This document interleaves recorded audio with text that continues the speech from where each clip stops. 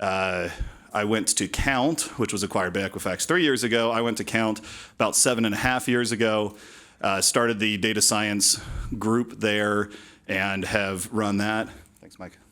Have run that and a variety of kind of data science and engineering organizations at the company. Since then, I currently lead a team that develops new products in, kind of like $0 revenue, going from 0 to 1, products that use artificial intelligence and automation.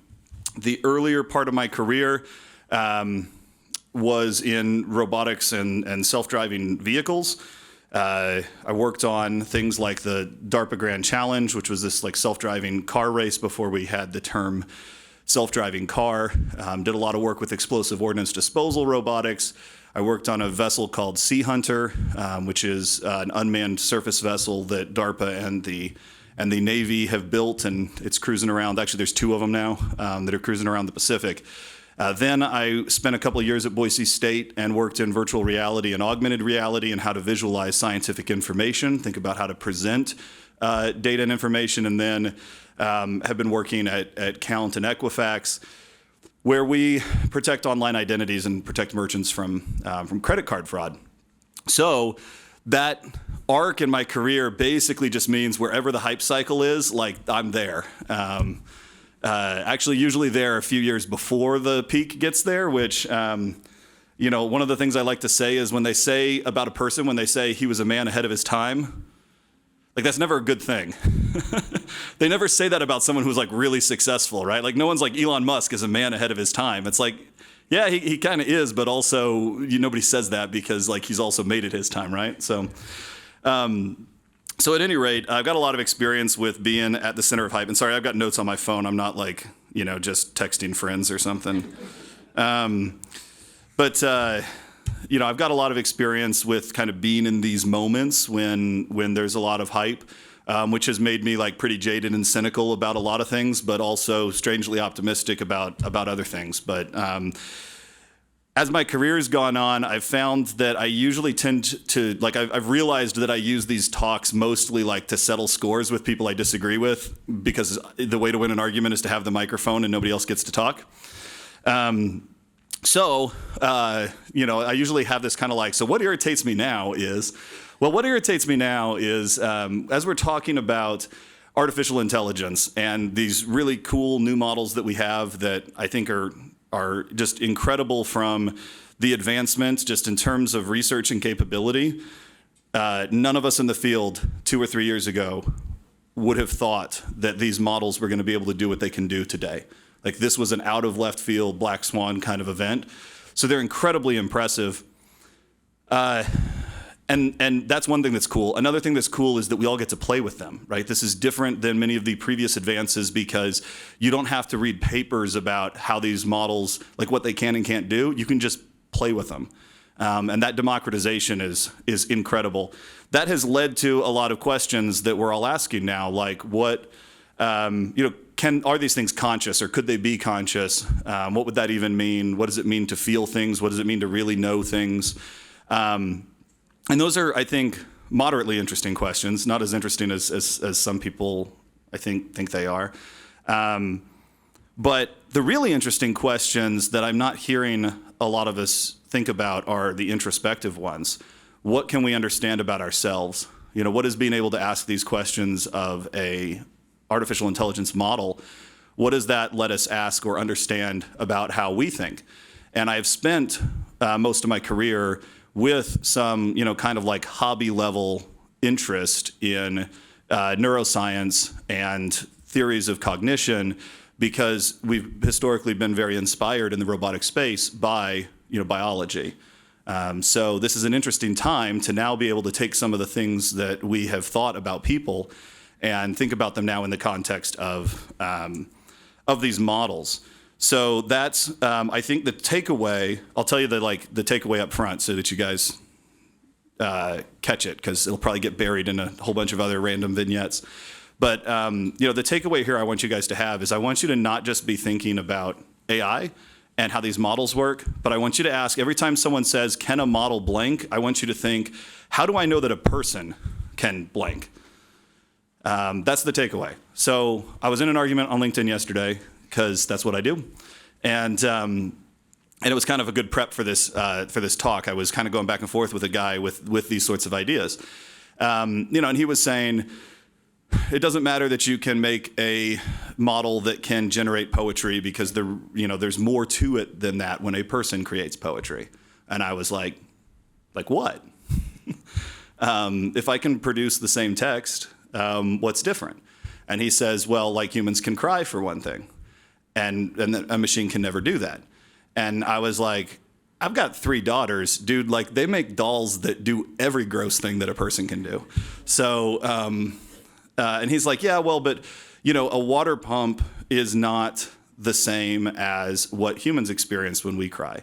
And I'm like, okay, so yeah, when we feel an emotion, it changes our behavior, and it has some of these physical reactions like our water pumps start going. So if I can get a model that can change behavior and change outputs the same as a person would, and I can get those physical manifestations, would that be the same as a human? Would that be the same experience that a human has?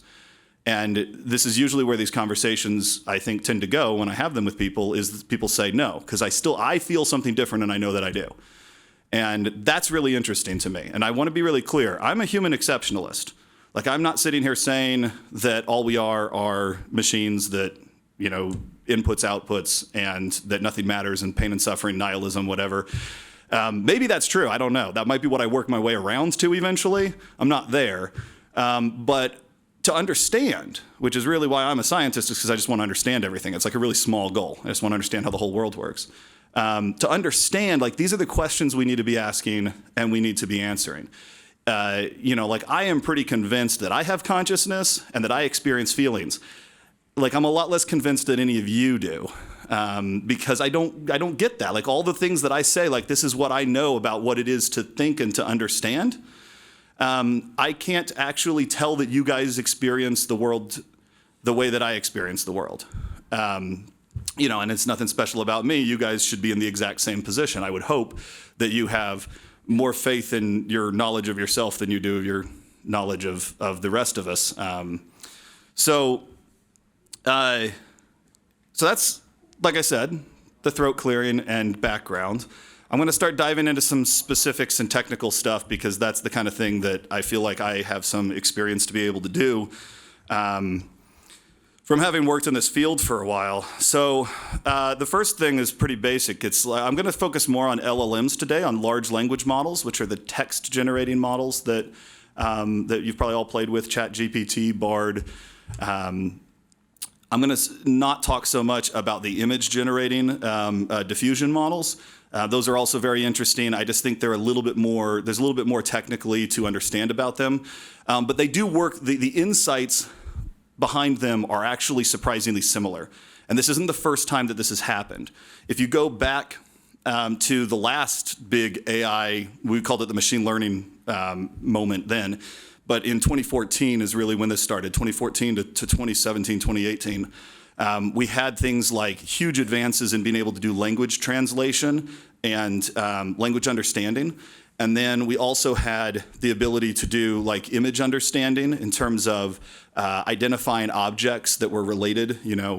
Like when I was in grad school in the mid-2000s, or the mid-noughties as I like to call them, we had trouble with, like, one of the really hard problems we were trying to do was super pixelization.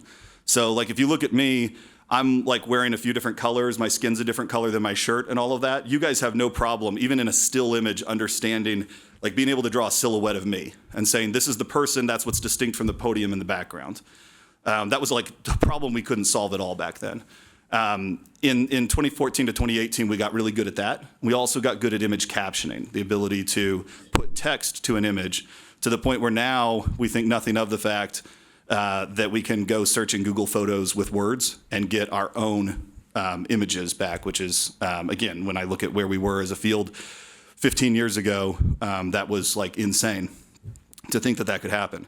So we tend to see this, where we tend to see the same improvement have a benefit for both the text side of the world and the image video side of the world. The real challenges that we've found with text models, and particularly generative models, I think this is kind of a silly distinction, but the field likes to talk about discriminative models and generative models. They can both be used for the same purposes. A generative model generates outputs. So a discriminative model can only assess an input and give you like an answer. It can classify or it can be a regression, but it can't generate like a new example piece of data. A generative model can also be used for classification or regression, but it also can generate like an example of something, of data. But these LLMs are generative models. That's what it means when we say generative AI. We're talking about that it has the ability to actually create an example of something that could have been an input, but probably is not exactly an input that it received. The two really big problems that we deal with language that we've been working with, one is what we call encoding. So words don't math. So we have to convert the words to numbers so that we can do math on them. That process is encoding. What numbers should we use to represent words? This is what made that big advancement in 2014. It was the encoding step. In the language side, it started with something called word-to-vec, which is very simply a word to a vector, which a vector is a collection of numbers. So again, just an encoding process. Word-to-vec, essentially you take a big corpus, you take a lot of sentences, and you assume that those sentences are generally valid sentences that have meaning. Obviously, not all of them are going to be. There's typos and things like that in your inputs, but since it's a small fraction, it isn't that important. You then go and change words in that sentence at random. And you might change a word at random, and the sentence still might make sense, but probably it doesn't. So you can essentially take a bunch of like, hey, these are words or sentences that make sense, change a word or a couple of words in them, and now say this is a sentence that doesn't make sense. Now you can train a model to encode that information and end up with the meaning of words. And that meaning of words is a vector. Word-to-vec is usually done in the English language with about 300 numbers. So it's a vector of 300 numbers, and you have one of those different numbers, one set of 300 numbers to describe each word in the English language. Once you have that done, there's some interesting stuff you can start doing. One of them is you can understand the relationship between words. So a common example is like king and queen. Well, if you look at king, queen, and the word like monarch, you're going to see a similarity there between all three of those things because they're all three describing monarchs. If you look at the difference, and because these are numbers now, you can actually do math on them, like you can subtract them and add them.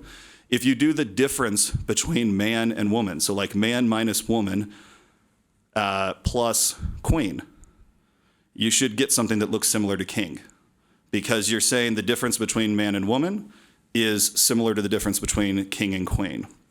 And then the crazy thing is like you can actually do this, and it does work. The reason I say that this made a huge advancement in translation is because you can do this for multiple languages, and you can actually now take a sentence, convert it in English and convert it into numbers, and then go into another language and look up the words that have those same numbers. So that was really cool. That let us do a lot of early work. But if you played with any chatbots in the last 10 years and not in the last 18 months, then you found they were really easy to beat because they had no real memory. The easiest way to beat these was like you'd see some of these chatbots were fairly convincing.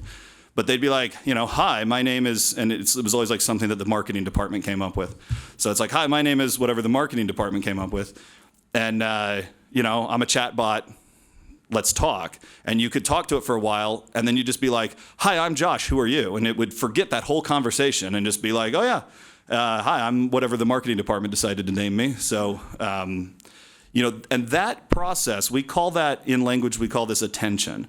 And it's basically, how does a word over here affect the meaning of a word over here? And it's like, that's a really complex thing, and it's actually different in every language.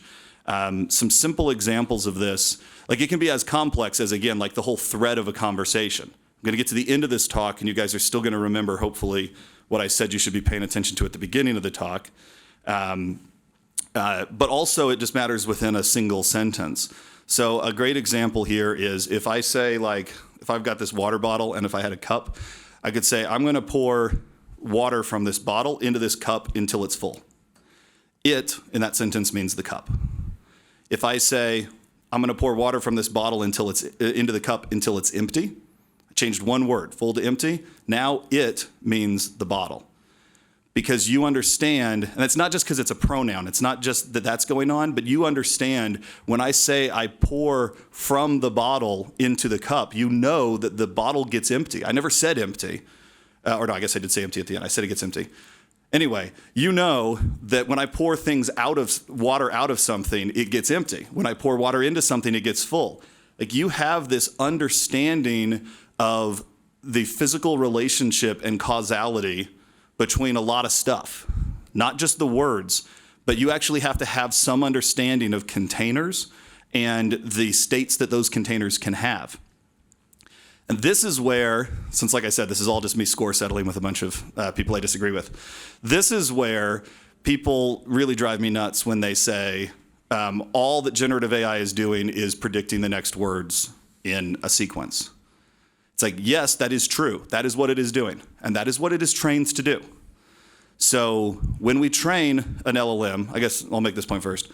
So I said these are the two problems, right? Vectorizing, like encoding words, turning them into numbers, and then being able to represent attention. So we had for a while these models called like long-term, short-term memory. You might have heard of that, recurrent neural networks. These were methods that we could kind of nest so that there's what word is likely to come after this word based on the last couple of words that I've heard. And then also be able to nest some kind of like a bigger concept of what's the point that I'm trying to make? How did this sentence start? What happened in the last sentence, et cetera. We were doing that very explicitly with explicit architectures, and you had to make decisions like how many words were you going to keep in short-term memory, how many words you're going to keep in long-term memory. What we did with large language models, and here I get to use we even though I didn't work on them, but what the field did with large language models is we said, we're just going to let the model figure it out. If we don't know the answer to something, we'll use machine learning. If we don't know how to tune the machine learning, we'll use machine learning to tune the machine learning.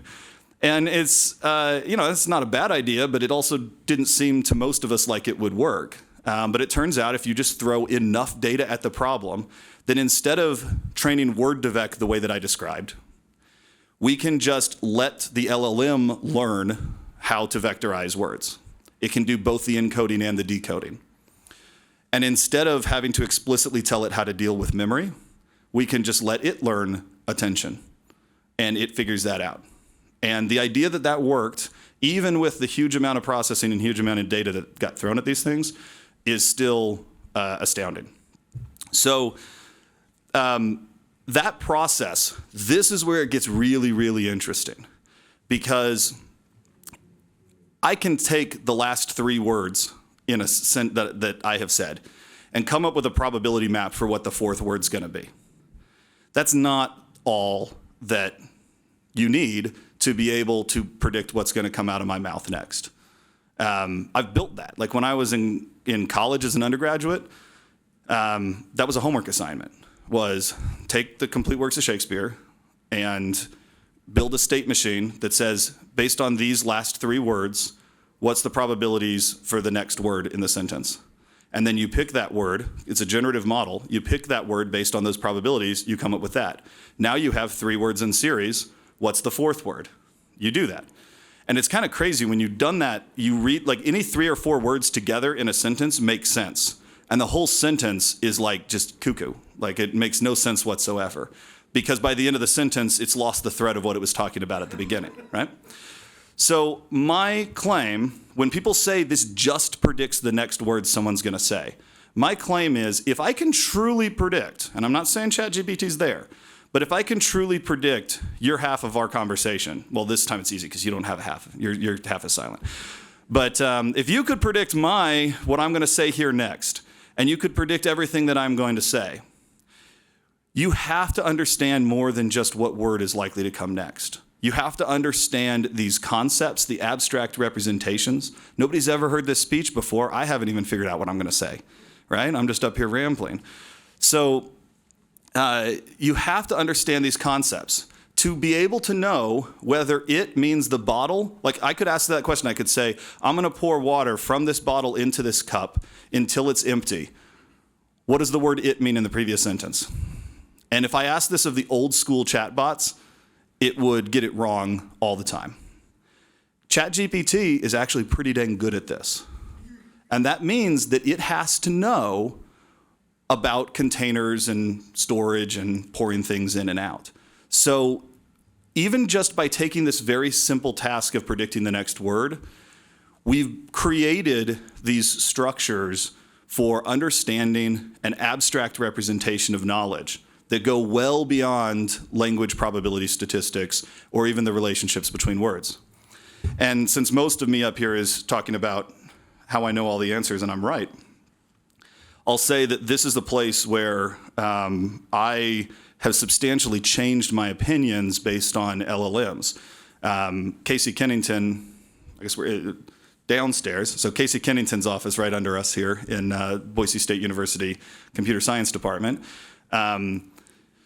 Casey has been doing research for his career on the relationship between language and knowledge, and actually just in general, how we store knowledge in our brains. And I, probably because of my chauvinism as a roboticist, have seen these as very separable problems. We have a part of our brain that understands things and represents knowledge, and we have a part of our brain that turns that into communication when we need to communicate, and that these are fairly separable things. Casey has had a view of these things being much more closely related in terms of their concepts. And he may still be wrong, and my original idea may have been right, but we know that in LLMs, we can get this incredibly rich abstract representation of knowledge solely from language. And I think that is a huge insight. And again, it's not to say that it's how people work, but we only had one example of how animals use language, and it was us. Now we have two examples of how language can work, and one of them we have a little better chance of understanding. And it works differently than I would have thought that it did. So I now believe that I think that you have to figure that language and our ability to perform higher level abstract thinking probably co-developed, co-evolved, and that it's important that both happened, and that they wouldn't have happened at least the way that they did unless they had both happened. And Sam's gonna heckle me. What you got, Sam? Well, tell me yourself is fine if you do. But I don't want to skip over. You're making I'm hearing a strong claim that it is impossible for a machine to answer these types of questions without understanding why. Why is that impossible? Yeah, that's a great question. You think about that and get back to me. Yeah, it is my claim. I think it is this, the attention mechanism is a really important part of this. Like this idea that you can connect. So there's a stupid thought experiment. They're all stupid. The ones that the philosophers came up with. But there's something called Searle's Chinese room. So this is an idea. Yeah. Most of you guys probably heard this. You're at a talk on a Saturday afternoon about AI when there's a music festival going on. But Searle's Chinese room says, if I have a person in a room and they don't know the Chinese language, but they have books that essentially have all of the translations from everything that could ever be written in Chinese into everything that could be written in English, and somebody passes something in Chinese into this room, they go and look it up in the books, and they write down what it means in English because they copied it out of the book, and they pass it through the other side. From the outside of this box, that's indistinguishable from a person who actually knows Chinese, right? Who knows Chinese and English, I guess, in that example. So the question is that understanding of Chinese different than the understanding of Chinese that a person has? Because a person clearly does not have every possible translation stored in their brain. They have an understanding of some kind of more abstract concepts and rules that allows them to construct language on the fly. So setting aside the philosophical questions, which I think are, I guess I'll just make my claim there as long as I'm going to make strong claims. My claim is no, there's nothing. If as a scientist, if two things are identical in every way that they can be measured, then they're identical. There's no meaningful distinction between them.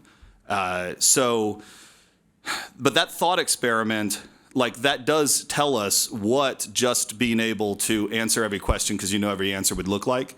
And it would require much more knowledge than there is space in these models. As big as they are, they do not store every possible combination of things that we can go and we can ask it about.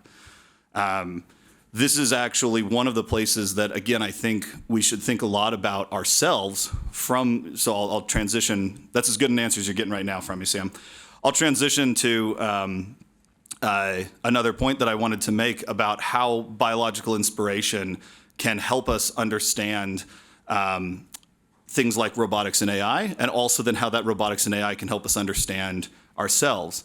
One of the interesting questions in my past line of work is how we plan motion. So there's a problem called inverse kinematics, which means like forward kinematics would be if I know the dimensions of my arm and I know the angle at each of my joints, I know where my hand is. Inverse kinematics is just to invert that, flip it around, and say if I want my hands to be here, what do the angles of my joints have to be? If I want my hand to be here, what do those have to be? And if you do the inverse kinematics, and then if you figure out dynamics for how you connect those things, you get motion. It's actually pretty crazy when you think about you can move your finger in a straight line.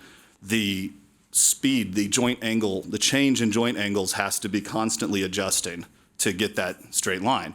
And if you've ever solved that problem, it kind of sucks. It's got like a bunch of matrices, and you have to invert the matrices, and they're not always invertible, so there's mathematical problems with that. So how do we solve that problem? Well, one thought is that we have sort of like the equations, the same way as a person would solve this. We have solved this in computers where we invert matrices. So our brain, maybe it represents the relationships in the equivalent of equations. We know how fast neurons can fire, and we know how many neurons are actively engaged from doing functional MRI while watching people do tasks. And we're too fast, essentially. We're too fast to actually calculate that motion. And a great example of this is that if you're walking along, like if I'm walking along and somebody pushes me, I put my foot out to stop. That happens a lot faster than it could happen if I had to go and calculate based on the changes, like what's going to happen. So one theory about this has been, well, maybe we have a bunch of lookup tables, because if you're a software engineer, you know that when you need data faster than you can calculate it, the answer is lookup tables. You pre-calculate it, and you have it available. We don't dedicate enough storage in our brain to pre-calculate all of these things. So that can't be the solution either. So working theory in the robotics world and in the neuroscience world is that we probably do some combination of these things. We probably have some kind of lookup tables, and then there are some relationships like the torques required to move increases the square of the speed. So that's just like, that's the way we would represent it in math. And again, I'm not claiming that your brain is doing math when you're moving, but the equivalent of that there are some things that are lookups, and then there are some things that are doing the equivalent of a mathematical formula to adjust that. Now, what I get really interested in is a horse. When a horse is born, within an hour after it's born, it can run with the herd. Like it can keep up with the herd, which is just crazy. So it has to be born with most of the answers, right? It can't learn in an hour how to walk. It can tune some parameters. It can understand, I guess my legs are this long.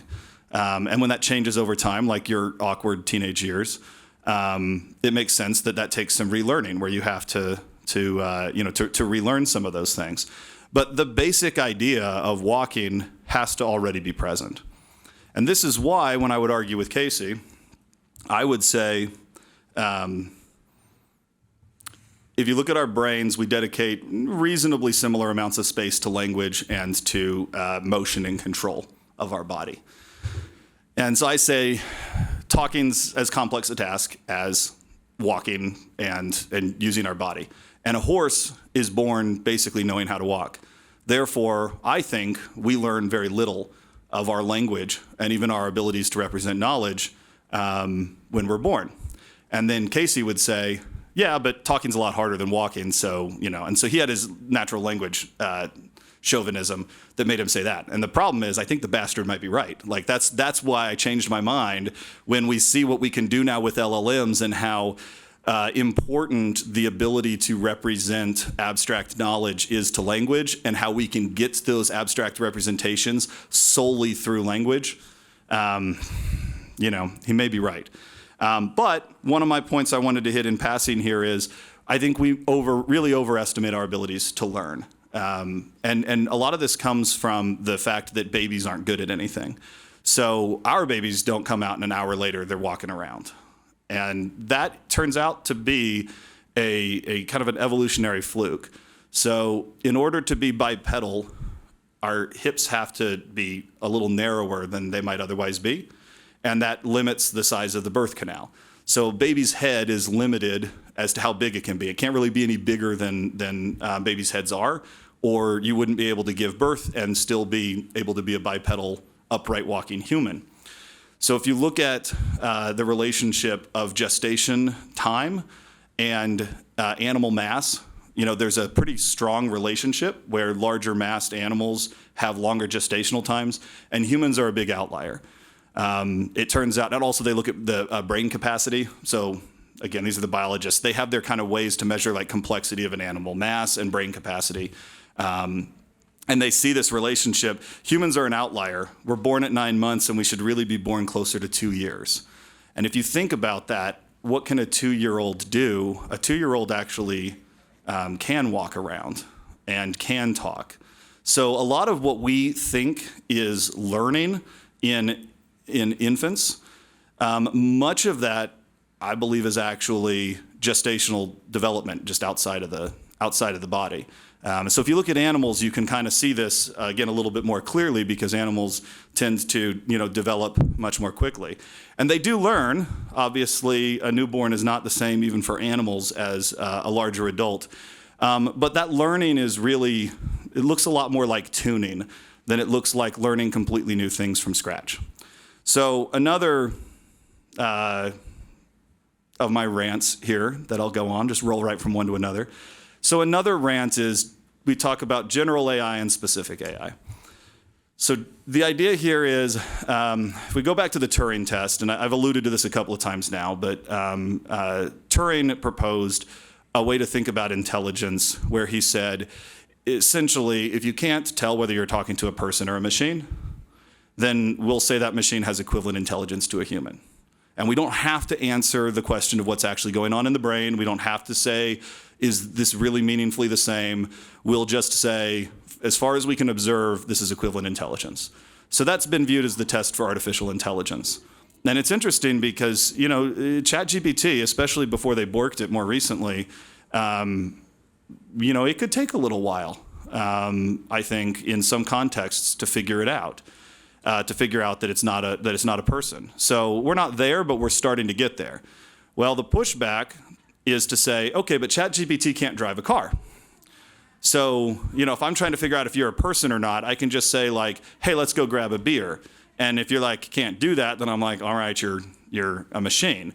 So this has given us this idea of we should think about specific AI versus general AI. So a specific AI would be like, specifically, the task of having a conversation. And that would be, we can now say, do we have a artificially intelligent, chatbot? And a separate question is driving a car. Do we have an artificially intelligent, human equivalent, car driving algorithm? And that's distinguished from us. And again, you guys have listened to me here for a little while, so you know that I hate hearing that. Like, I hate this assumption that we are generalized AI. And again, this is what people will tell me all the time. They'll say, okay, you're talking about specific AI, but we're a general AI and nobody's even close to building a general AI. Why do we think we're a general AI? Because we're good at more than one thing? Well, it's a very interesting question. Are we just a bundle of specific AIs? And I think, but I'll give away my answer. Yes, I think we are.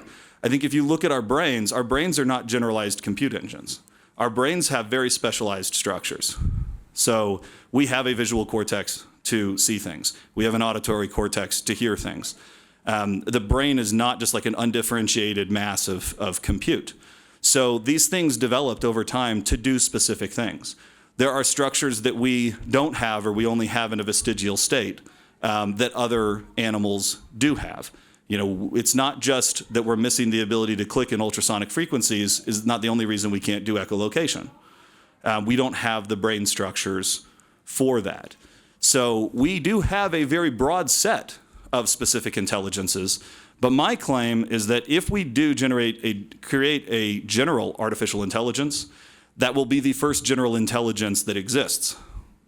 Because while we are very robust and we are able to perform a whole lot of tasks, that's because we have evolved over evolutionary timescales to be good at many of the things that we experience in our environment. And we don't really have a lot of experience with things that are outside of our understanding.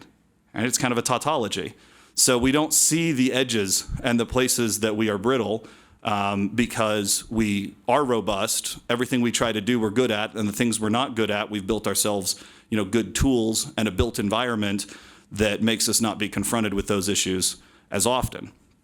I'll make a side note here on brain interfaces, because we're just going to pop around. I got like 10 minutes left, so it's going to be all over the place for other points I want you guys to go away thinking about.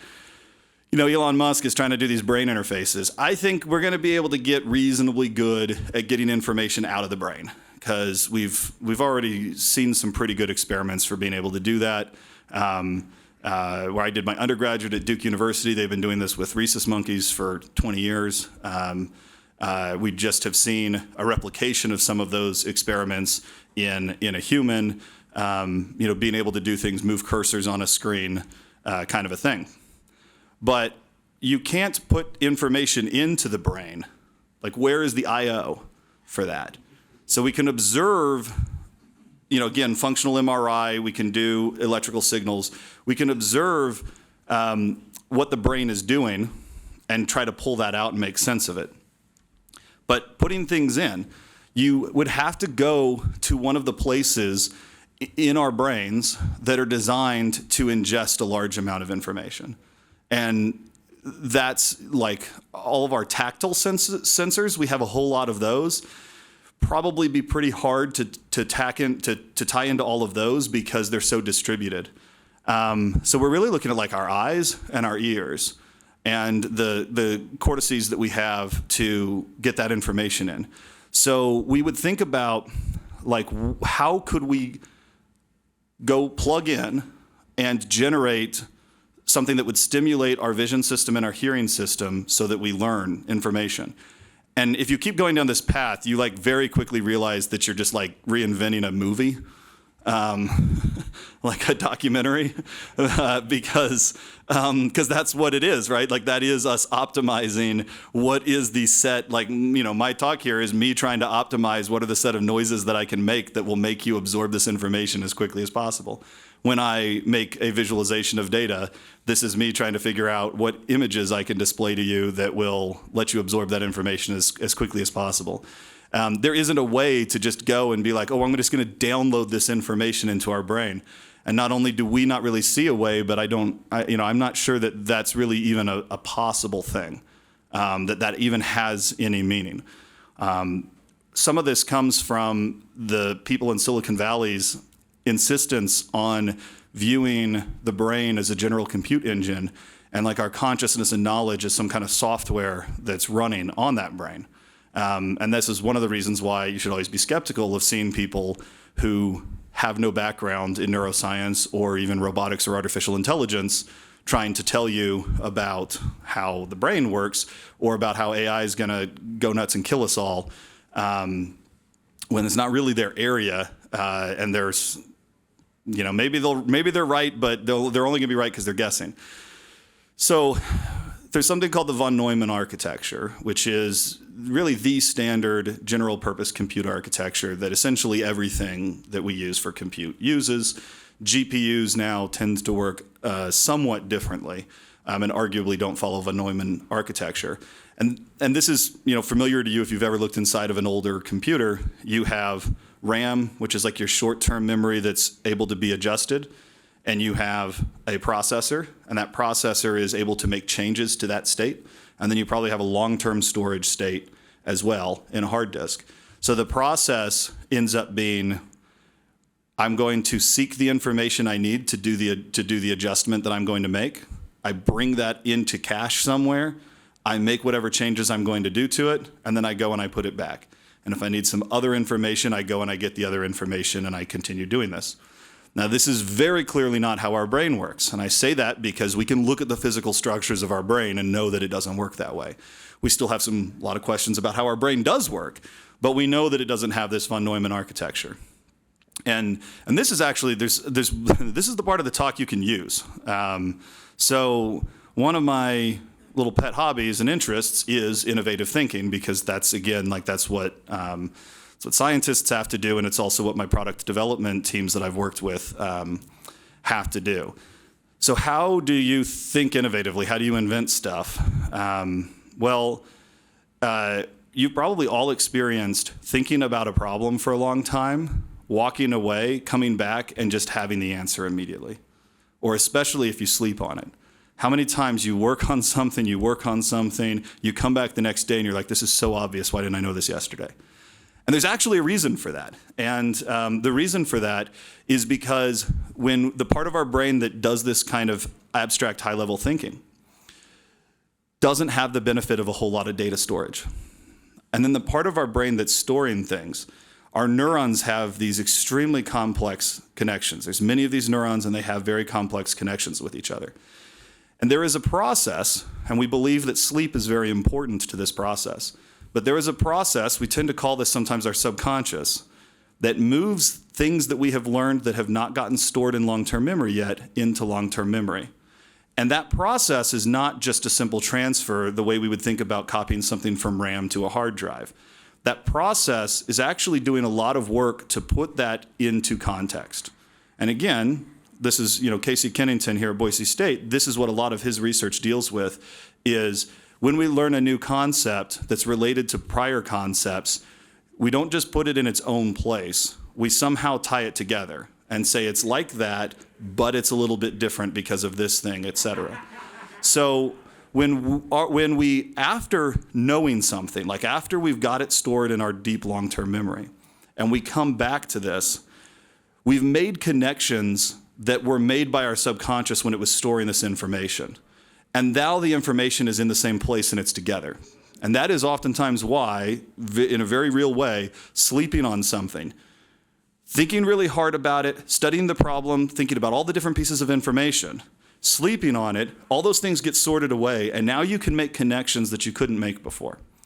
And a little bit more controversially, but I still think that the science that I have seen on this is quite clear. We have a problem in being able to explain how we make decisions, because these decisions tend to come from this kind of instinctual part of our brain. And many of us, especially my fellow scientists, like to criticize that and say we should think rationally. We shouldn't use our instinct. We shouldn't rush to judgment. We should think rationally. Well, I think we all overestimate how rational we actually are when we are being rational and trying to think rationally.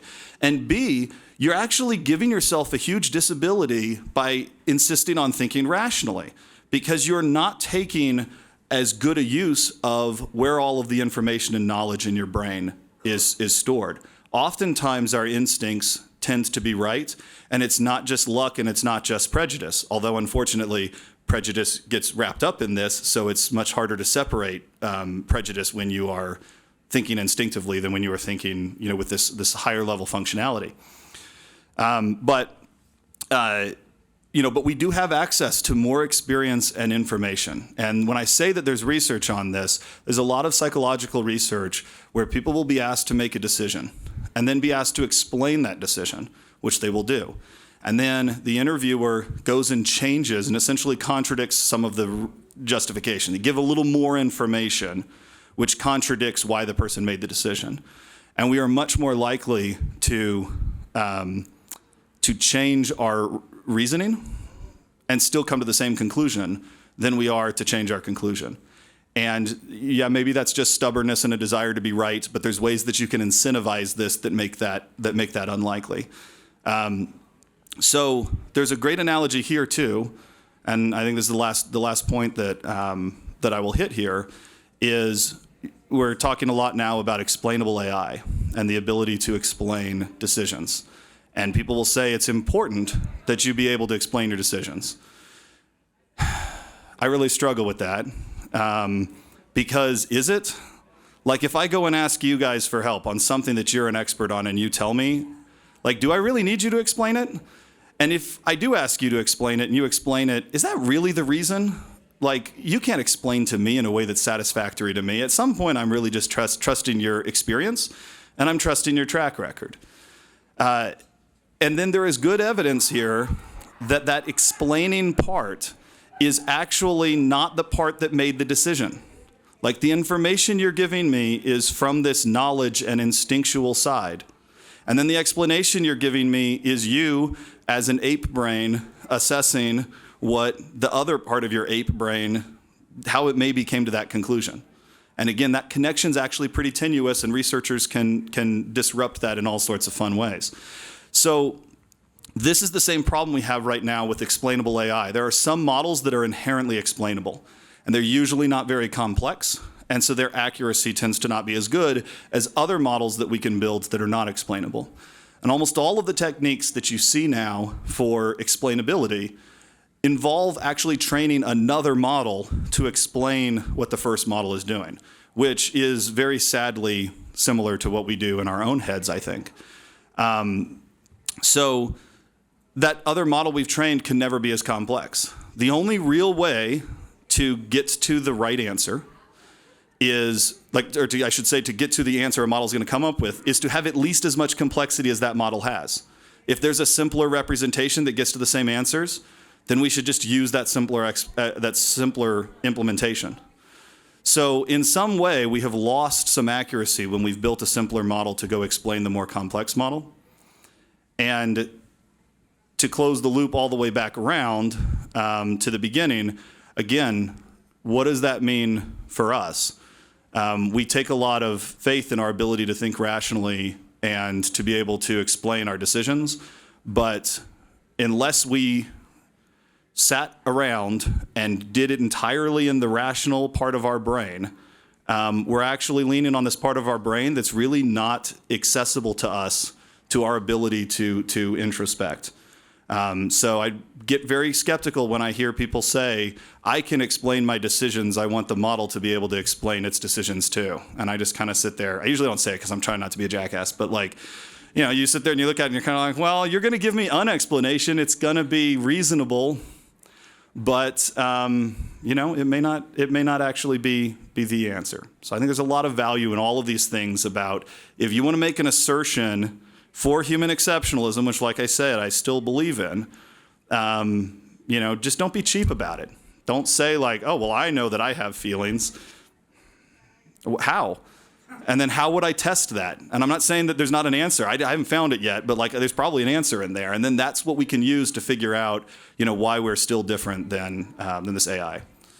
So I hit my time, but I don't have anything to do until I'm on a panel in like 9 minutes. So you guys can all leave. Don't feel like you got to like sit here and you're going to make me, embarrassed if you leave. But I'm happy to stay here and answer questions.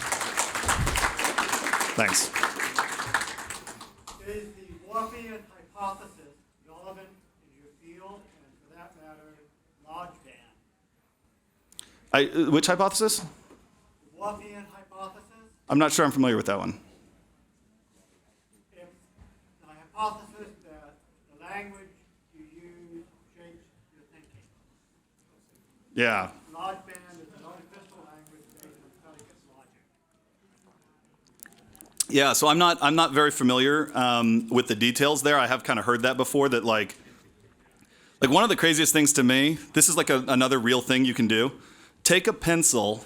I read this in a study, and then I started doing it, and I'm like, it actually does work. You take a pencil and you hold it in your teeth like this, which basically makes you smile. Like, it's more like a grimace than a smile, but it's kind of like a smile, and you will be happier. Like, if you are pissed off, if you are in a bad mood, take a pencil and stick it back here like that. Yeah, sometimes maybe you need to use something better, but yeah, at least with a pencil you won't break your teeth. And it turns out that actually when we are forced to smile, it actually does affect our mood. And like I said, I read this in a study, and I'm like, that's bullshit. And then I did it, and I'm like, okay. Okay, and now I like legitimately use that. So I would certainly not have a problem believing that that there has to be close relationships between the expressions that we make, whether that's language or whether that's actions, and our way that we think about them and understand them, and vice versa. Like, I would have thought that before, and what we're seeing from LLMs, I think, means that like language and meaning is just I think they're like kind of the same thing now. Yeah. Can you distinguish biologically between innovation and ideation? What I mean is, oftentimes I'll innovate on concepts or topics that are seemingly disparate and disconnected, but I'll be able to connect the dots or figure stuff out, right, eventually. But in ideation, you get an idea that you've never had in a context that you've never been before, and it's sort of like a lightning bolt, right? You just sort of get it. Can you distinguish that biologically, the difference between those? I'm not even sure I can distinguish that linguistically. Like, I agree with you. I mean, I'm not trying to criticize the question. Like, there was an SMBC a few weeks ago that I just really loved because it was something about how are people better than AI or different than AI? And the person's like, well, because people can like write poetry and compose music and do all of these other things. And the guy's like I realized that I'm specifically bad at everything that makes humans unique, right? Because that's the point. Is like I don't know that I can write. Like I'm a musician, but like I don't know that I can write poetry. So I don't know like can we do these things? And I saw this one recently. I think making this same point you are. Again, someone I was arguing with on LinkedIn, and they, by the way, look me up on LinkedIn if you want to argue.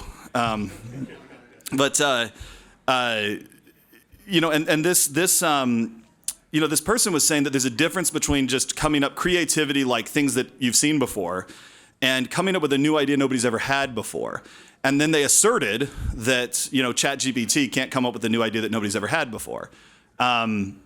I think why? Like there's no good reason to see why it couldn't, because again, it has a very abstract representation of a lot of things. Those can be composed in a new way. It's not restricted from doing that. This is again, I think, kind of people misunderstanding what it means to predict the next word doesn't mean that it has to have ever seen those words together before. And similarly for us as people, like we have an idea we've never had before. Does that mean nobody's ever had it before? Does that mean that it's really that new? One of my favorite innovation thinking methods is something called TRIZ, and it stands for something in Russian, so I don't know what it is. But TRIZ is basically a taxonomy of like all the different ways that the people who came up with it found that problems had been solved.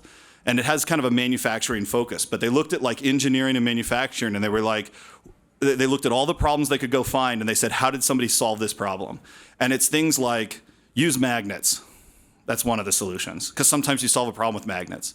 There's things like use oscillations, lasers, make it smaller. Like there's all these kinds of these things like that, and it's very useful when you're trying to solve a problem to just run through like all the possible ways to solve it. This is actually one of the things I use ChatGPT for, is to kind of give me a breadth of a bunch of bad ideas, and I will put it that way. I'll be like, solve this problem in 10 different ways, and I'll look at them, they'll all be stupid, and then I'll be like, but like there's an 11th, or like this 8th idea is actually, I can go somewhere with that's better than what it has. So like, I don't know, like I've done a bunch of like really cool stuff before and solved things in ways that nobody has ever solved that problem before. And I'm also not sure I can tell you right now in good faith that any of those things was truly original and didn't just come from some similar solution to a similar problem in another space. So I think, like, I'm not sure that I'm real clear on that there is a complete difference in kind there. And if there is, I'm not sure that we've got any reason to think that, if we can do it, why can't the machine do it? I don't know that we've identified, like, I don't know that we've even got a theory about something that makes us peculiar to be able to solve that. And you're on this panel with me, right? Yeah. So if you're not happy with that, we can keep going. Yeah. Can you take the language model, it's computer readable, and make it human readable to further understand aspects about the brain? So basically, no.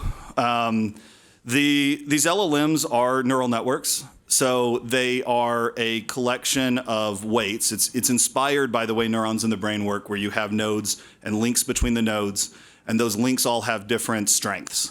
So when one node fires, it gives a signal to some number of other nodes, and how strong that signal is depends on those weights. So an LLM is represented as just a bunch of big matrices. And they're notoriously difficult to figure out what it actually means when any part is firing up. And interestingly enough, just like our brain, it's very hard. Like, we've got pretty good functional MRI right now. We can see with pretty good resolution, but we don't quite understand why different parts of our brain fire up for things in the patterns that they do. So we've had very little luck with, like, directly understanding the model. And this is actually, again, I think one of the hugely cool things about LLMs is that we can, like, talk to them and you can play with the inputs and play with the outputs, and in some ways understand more about how they're working than with other, like, similar models that we've had in the past. In the large language model, you end up with higher prioritized elements. Like, say it's learning a language, it's going to have articles above proper nouns. Yeah. So at least at that level, you can see, okay, this language prioritizes articles, there's those everywhere. So could you kind of, if you're getting a general AI from a language model, could you get the idea of, okay, these are the basic traits of personality because they're the core nodes of this graph? Yeah, nobody has thought anything about that yet. Like, that's the part that I think is really exciting. Is, yes, in theory you should be able to do that. Like, we should be able to do experiments like what if we just got rid of all the articles in speech and then train it and see how different the model looks like when it's not using articles, right? Like, that's how, in places where I've done work, we've experimented with things like that, is we say, well, let's change the inputs, see what changes about the model in the end. These things are so expensive to train, and we only had them for like 18 months, that people have not started playing with those kinds of things. So, like, and I'm hearing a lot about people thinking that these models are getting retrained all the time, especially since, like I alluded to, ChatGPT and others have gotten clearly worse than they were when they came out. And like it's just obvious if you've worked with them. And there's also been actually studies done to show that. But the difference, I don't think, is in the models being retrained. It's in the fact that when you write a prompt to ChatGPT or BART or whatever else, there's actually a secret system prompt that's been given before your prompt. And they've gotten leaked in a few different versions of what's there, but it basically says, like, hey, you're a chatbot, be helpful, don't praise Hitler, it's stuff like that. And over time, those have gotten more restrictive. And this is my theory on why these models have gotten less useful. But that's the way so far people have worked with them, is they have done it all in the prompt. They haven't done it by changing the inputs or the training methodology. There's going to be years of research going forward to do that. And Mike's coming up with the hook. And being played off the stage very, very nicely. Thank you very much, Josh.